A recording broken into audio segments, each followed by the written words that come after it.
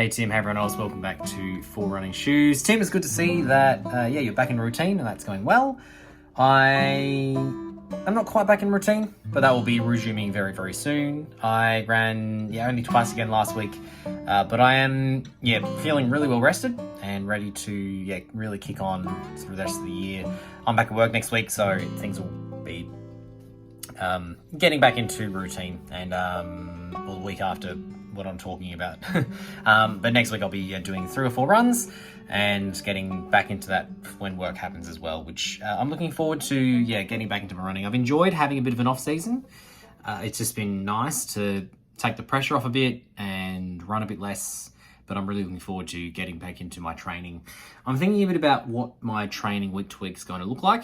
What my kind of key runs are going to be and what I'm wanting to put in so that I get the most out of my training. And so I'm going to be building on what I was doing last year. So I want to have 1 long run per week. This is a long run that is probably going to be a third of my total mileage for the week. Maybe a little more than that, but hopefully trying to keep it at about a third.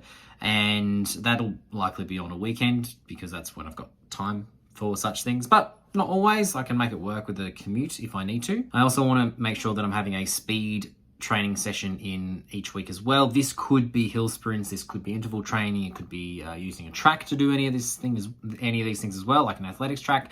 But I want to be working on my speed. I wasn't happy with my leg speed in my last marathon, and so I want to keep working on building on that. Then the other runs for the week are pretty standard, not running too quickly. Like I want to make sure that I'm pulling the pace back a little bit and keep working on my cardiovascular fitness. So there'll be probably a recovery run and probably just another standard run. There may be an additional recovery run in the week to make it 5, but we'll just see how we go. Tim, I'm also keen to try what you've been doing a little bit with strength training. It's something that I have done a little bit in the past, but not something that I've stuck with for extended periods of time.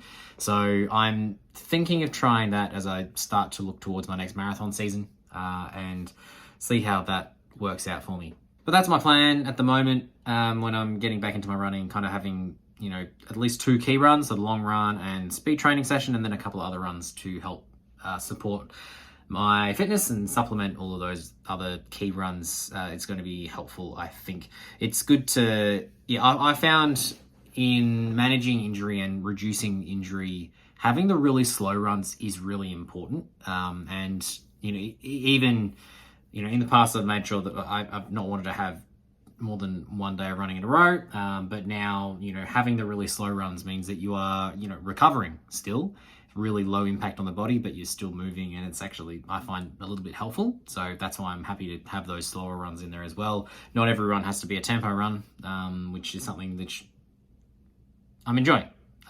So that's something I'm thinking about. So making sure I've got the key runs, but also having other easy runs to pad out the mileage for the week, keep the fitness going, and enjoy the running. Thanks very much for watching. Make sure you check Tim's video out on Thursday, my video next Tuesday. Take care. We'll see you next time.